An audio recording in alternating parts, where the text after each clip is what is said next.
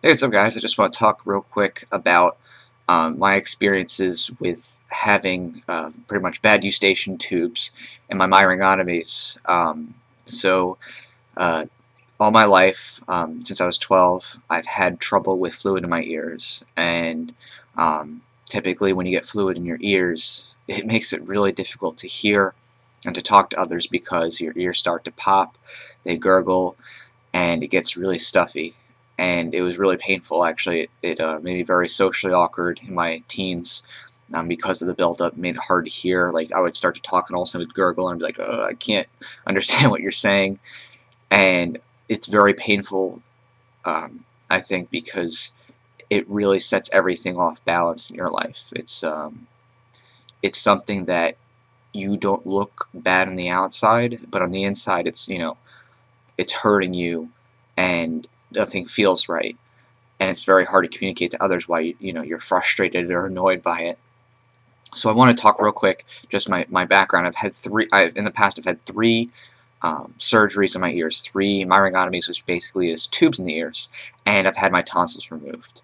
And in between those, I've had tons of ear infections. I had once where my sinus was so full of fluid, I had to get a scan and antibiotics and all that stuff. So I know what it's like to have that problem. And how I ended up having to figure it out and fix things is I had to go step by step and try to see what I can do to correct it. And a lot of the problems that I had were underlying exacerbations. So I had some lactose intolerance, and I needed to get rid of drinking milk products, and that helped clear up my sinuses. And I hear that anyone who starts to give up drinking, raw milk, oh, not raw milk, sorry, the typical store-bought milk, has a lot of that mucus and pressure relieved. Then I stopped using body sprays or anything like Axe or Old Spice or anything like that. I just stopped using aerosol sprays and just switched to like Dove's natural soap. That's just like a very soft, smooth soap.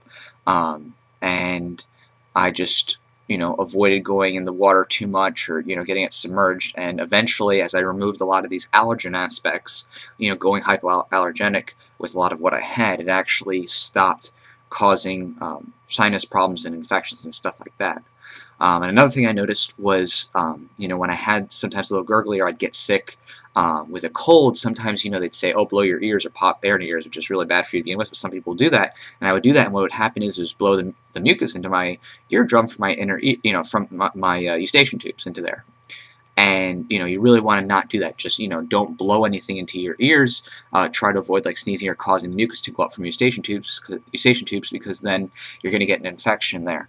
And so it's been really rough to kind of work it out, but slowly and surely I've been able to remove all those underlying allergens. So take a look at your life. If you're having this trouble, and you're anywhere your teens or your 20s or something like that, still this trouble, figure out if there's anything that's underlying with allergies or something that you're wearing that might enhance that tendency to get fluid. And it worked for me. I think the biggest things was getting rid of the sprays that I had, like like Axe and stuff like that, and just using natural stuff, and then getting rid of the milk products.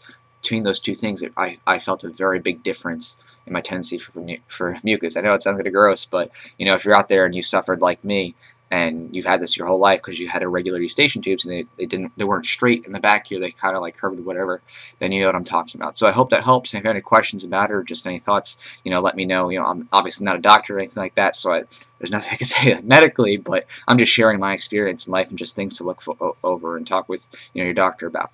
All right, take care.